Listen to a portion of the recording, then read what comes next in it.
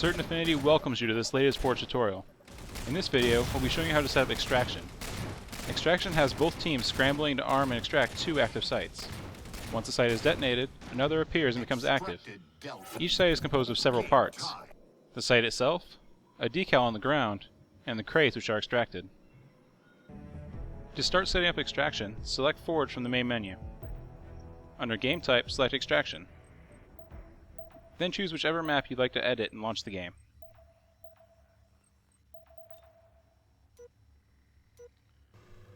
Once in game, let's go ahead and set up our first site. You're going to place a hill marker, which can be found under the Objectives menu. You can place this wherever you like. Once it's placed, hit X to bring up the object properties. Here you can alter the shape of the object, make it a cylinder or a square, and adjust the size of the site. Once that's set, select Advanced. Advanced is where we will set up the hill marker to function as an extraction site. The first thing we need to do is change the spawn sequence number. This is used to define which site this hill marker will be. 1 is A, 2 is B, and so on. You'll need to set this for every object in your extraction site. We'll set this one to 1 or A. Next, change game specific to true. This will ensure that all objects are only visible in extraction. We'll set this to true for all objects when we're setting up our site. Lastly, we'll need to add a game type label so this hill marker is recognized as an extraction site. This needs to be changed to EXT site. And that's it. You can actually load this game type right now and it'll still function. You could walk up to the site, hold X to arm the beacon, and it'll add your score when it detonates.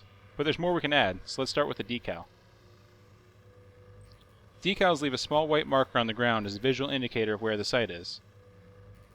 The object to place for this is named Extraction Decal and can be found in the same menu as the hill marker. Go ahead and place this anywhere on the ground. Once it's placed, hit X to bring up the Properties menu, then select Advanced.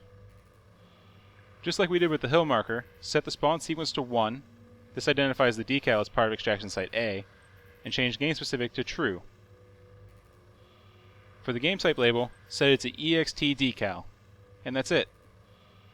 You won't see the decal in Forge, but when testing later you'll be able to see the white marker where you placed your object. Now let's place some crates which will be extracted when the beacon detonates. Under the Objectives menu, there's an option called Extraction Targets. This has 3 different sized crates to choose from. These all function identically, so go ahead and select Extraction Cylinder. Once selected, you'll notice that if you let go of the object, it will float above the ground. This is due to the default physics type these crates have, which is phased. Since the crates will be sitting on the ground, we should change that. Grab the crate, hit X to bring up the Properties menu. Under the Physics option, change that to Normal to allow the crate to drop to the ground after you let go of it. Now select Advanced. Remember to change the spawn sequence to 1 and game specific to True, just as we did with the other objects. This is where the game specific option becomes handy. If you don't set that to true, then these crates would appear all over your map regardless of the game mode. Extraction crates use the game type label EXT Target. Anything labeled EXT Target will only appear when that site is active, preventing the level from being littered with crates at inactive sites. Once that's set, you can repeat this process to create several crates around your extraction site. Note that if you use the D-pad duplicate option, any settings will remain the same. This can be used to help speed things up if you're placing lots of crates.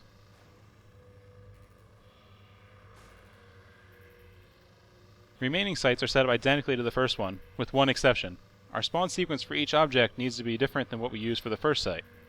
Since our first site was sequence 1, or A, we set this one to spawn sequence 2, B. We can do another site really quickly. Simply place the hill marker and set it to spawn sequence 2, game specific true, and game type label EXT site. Next, let's place the extraction decal. Hit X, then go to Advanced. Change spawn sequence to 2, game specific to true, and game type label to EXT decal. Lastly, the crates. I'll use the medium extraction crate this time. Remember, all the crates function identically. Hit X, change the physics to normal, then select Advanced, And just like the others, set spawn sequence 2, game specific true, and game type label as EXT target. Place a few more crates with the same settings. And that's it. 2 completed extraction sites.